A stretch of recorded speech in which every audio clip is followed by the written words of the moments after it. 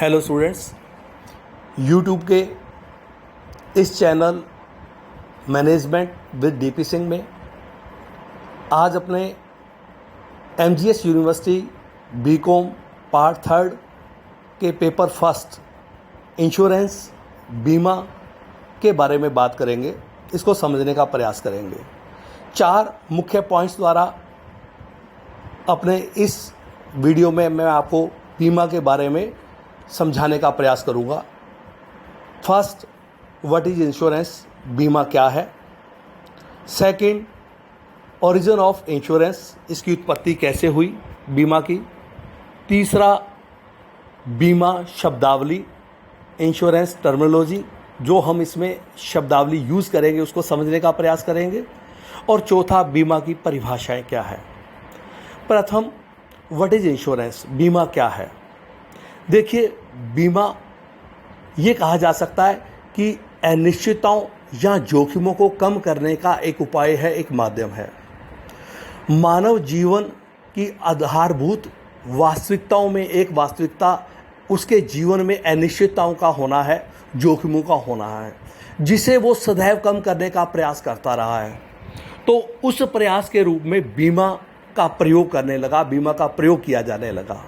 या ये दूसरे शब्दों में ये कह दें कि ये device of protection against risk, a device of protection against risk, अर्थात एक ऐसा उपाय जो हमें जोखिमों के विरुद्ध सुरक्षा प्रदान करता है। कैसे करता है कि विभिन्न व्यक्ति अपनी जोखिमों को लेकर एकत्रित होते हैं और कुछ अंशदान करते हुए एक कोष का निर्माण करते हैं, और जिस किसी व्यक्ति को हानि होती है उस कोष के माध्यम से उसकी हानि की पूर्ति की जाती है। ये इसका तरीका रहता है।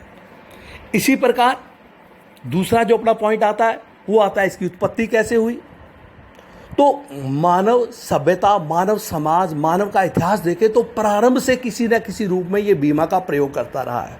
अगर बीमा के दृष्टिकोण से देखें, कार्य चाहे वो अलग प्रकार का था, लेकिन बीमा के दृष्टिकोण से देखेंगे तो हमें वो बीमा दिखाई देगा। कैसे कि जैसे मानव शुरू से ही जब से संगठित रूप में रहने लगा, इसकी प्रभु के प्रति, अपने इष्ट देवता के प्रति आस्था रही, और किसी भी कार्य को करने से पहले ये उसके सामने आशीर्वाद लेने जाता है, अपनी मन्नत मांगता है, और उस मन्नत के पूरा होने पर फिर उसको भेंट अर्पित करता है। आज भी बहुत से व्यक्ति इसी प्रक्रिया को अपनाते हैं, इसी प्रकार से अपने अंदर एक प्रभु के प्रति आस्था प्रकट कर विश्वास पैदा करते हैं। जैसे आज भी बहुत से लोग कार्य सिद्धि पर सालासर जाना, सवा मनी करवाना। तो अगर बीमा के दृष्टिकोण से देखें तो ऐसा प्रतीत होता है कि ये एक श्रद्धा बीमा कह दे, आस्था बीमा कह दे, कि जिससे हमारा विश्वास प्रकट होता है और कार्य सिद्धि को बल मिलता है। तीसरी बात जो पॉइंट है हमारा वो आती है बीमा शब्दावली। तो मैंने आपको बताया कि जो शब्द हम बीमा में प्रयोग करेंगे, 5 तरह की प्रमुख शब्दावलियाँ, वैसे तो बहुत हैं लेकिन फिलहाल मैं 5 का ही जिक्र करना चाहूँगा। तो एक इसमें आ जाती है, पहला जो आता है बीमा अनुबंध, इंश्योरेंस कॉन्ट्रैक्ट। तो इसमें क्या होता है, 2 व्यक्ति होते हैं जो आपस में, एक बीमा करता और दूसरा बीमित, जो किसी बात को लेकर आपस में एक ठहराव करते हैं कि हानि होने पर वो उसकी क्षतिपूर्ति करेगा। तो वो ठहराव जब कानूनी शक्ल अख्तियार कर लेता है, अनुबंध का रूप ले लेता है, तो उसे अपने कहते हैं बीमा अनुबंध, इंश्योरेंस कॉन्ट्रैक्ट।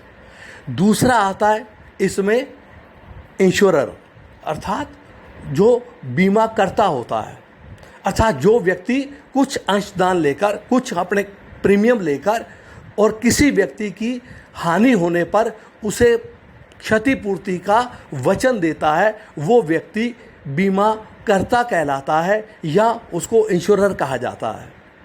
तीसरा आता है इंश्योर्ड, बीमित या बीमादार जिसको कह दें, अर्थात जो व्यक्ति अपनी हानि के लिए कुछ अंश दान करता है, कुछ अंश या प्रतिफल देता है उसको, या प्रीमियम देता है, उस व्यक्ति को अपने बीमादार कहते हैं या बीमित कहते हैं। तीसरा इसके अंतर्गत आता है विषय वस्तु। अनेक प्रकार के जोखिम होते हैं, अनेक प्रकार की अनिश्चितताएं होती हैं।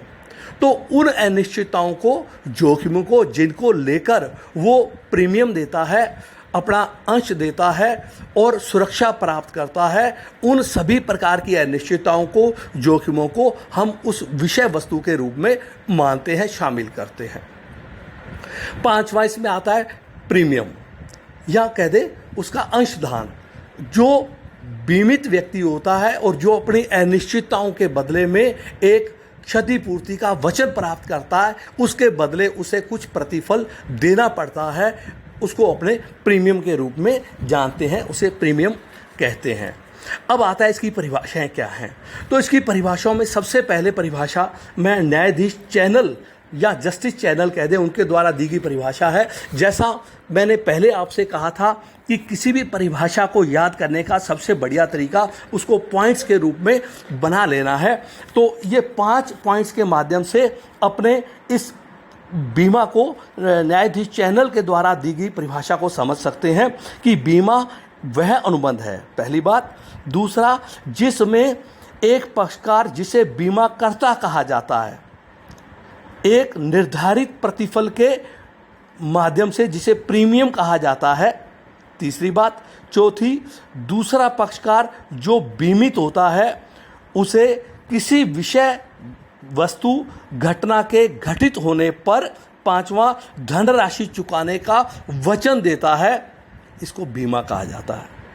दोबारा न्यायाधीश चैनल के अनुसार बीमा वह अनुबंध है, 5 पॉइंट्स द्वारा आप इसको स्पष्ट कर रहे हैं कि बीमा वह अनुबंध है जिसमें एक पक्षकार, बीमाकर्ता जिसे कहते हैं, एक निर्धारित प्रतिफल के बदले, प्रीमियम के बदले दूसरे पक्षकार बीमित को किसी निश्चित घटना के घटित होने पर राशि चुकाने का वचन देता है, इसे बीमा कहते हैं। दूसरी डेफिनेशन जो आती है रीगल एंड मिलर के अनुसार, रीगल एंड मिलर ने 4 प्रमुख बातों द्वारा, इसमें 4 पॉइंट बनते हैं, इसके द्वारा बीमा को स्पष्ट करने का प्रयास किया है। प्रथम है कि बीमा एक सामाजिक उपाय है जिसमें एकांकी व्यक्तियों को के जोखिमों को, एकांकी व्यक्तियों के अनिश्चित या जोखिमों को एक समूह के साथ जोड़ा जाता है और उन जोखिमों को निश्चित किया जाता है। तीसरी बात, और विभिन्न व्यक्तियों द्वारा दिए गए समय समय पर अंशदान द्वारा कोष निर्मित किया जाता है। और चौथी बात, उस कोष से हानि उठाने वाले को क्षतिपूर्ति की जाती है। दोबारा देखें, बीमा एक सामाजिक उपाय है, 4 बिंदुओं द्वारा स्पष्ट कर रहे हैं। बीमा एक सामाजिक उपाय है जिसमें एकांकी व्यक्तियों के द्वारा अनिश्चित जोखिमों को उठाने वाले व्यक्तियों का समूह बनाया जाता है और इन जोखिमों को निश्चित कर विभिन्न व्यक्तियों द्वारा समय समय पर दिए गए अंशदान द्वारा निर्मित कोष से हानि उठाने वाले व्यक्तियों को इसकी पूर्ति की जाती है। तो इस प्रकार से ये रीगल एंड मिलर ने अपनी परिभाषा दी। निष्कर्ष रूप में हम ये कह सकते हैं कि बीमा जो है वो वास्तव में इस प्रकार की एक सामाजिक व्यवस्था है। 4 पॉइंट इसमें भी बना सकते हैं। एक सामाजिक व्यवस्था है जिसमें जोखिमों से घिरे हुए व्यक्ति बीमाकर्ता को कुछ अंशदान देकर एक कोष का निर्माण कर लेते हैं और बीमाकर्ता इस कोष से बीमित व्यक्ति को बीमा पत्र में उल्लेख किए गए घटना के घटित होने पर हानि की क्षतिपूर्ति करता है। तो 4 पॉइंट प्रमुख रूप से क्या कह सकते हैं निष्कर्ष रूप में। प्रथम कि बीमा एक सामाजिक व्यवस्था है जिसके द्वारा एक व्यक्ति जोखिमों से घिरे हुए व्यक्ति को बीमाकर्ता एक अंशदान लेकर एक कोष का निर्माण करता है और उस कोष से बीमित व्यक्ति को हानि होने पर उसकी क्षतिपूर्ति करता है। धन्यवाद।